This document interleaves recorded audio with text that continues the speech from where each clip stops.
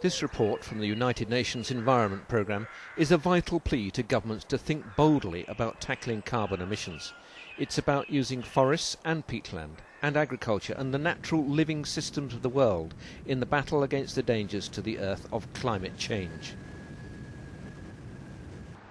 The launch of this report was at the Mexican Embassy in London, as it is Mexico that this year is hosting World Environment Day. The report is called The Natural Fix, the role of ecosystems in climate mitigation. The Mexican ambassador was proud of Mexico's role ahead of the Copenhagen summit in December. In Mexico, we are very proud of hosting this year's World Environment Day. And this is no accident. There is a reason for this.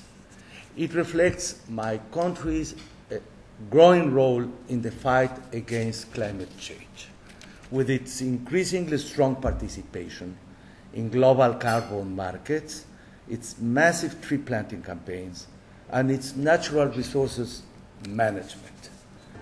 The report deals carefully in a detailed way with a variety of natural ecosystems and how they can be managed to mitigate climate change.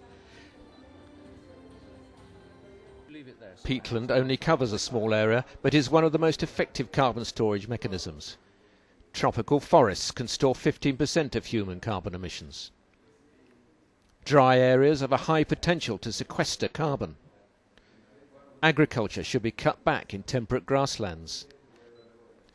In tundra, which is carbon full, there is a potential danger to climate change from the thaw of the permafrost. Study of satellite maps clearly shows the pushing of agriculture in forest areas, which has been cut down at the rate of nearly 15 million hectares a year.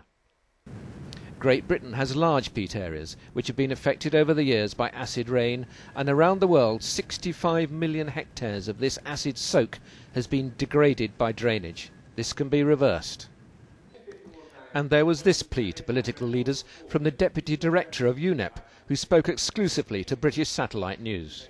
The discussions in the lead up to Copenhagen, the discussions that will take place in Copenhagen, are really, really important, because there needs to be that momentum, that push, that willingness to perhaps take the risk to do something in a different way than economies around the world, governments around the world have done in the past.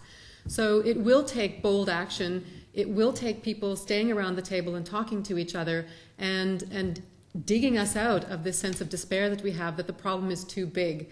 One of the things that I think we do have to keep in mind is that us, people, civilization over the last 100, 150 years have fundamentally changed this planet. What we need to look at is not the despair, but the realization that having done that we have the power to change the planet again by doing things differently, by understanding what comes out of reports like this in terms of understanding systems, understanding how they can contribute as well as detract from our own efforts.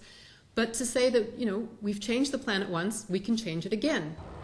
The report says that proper attention to natural ecosystems would have a beneficial effect for agriculture, with less need for artificial fertilizers and more productive land.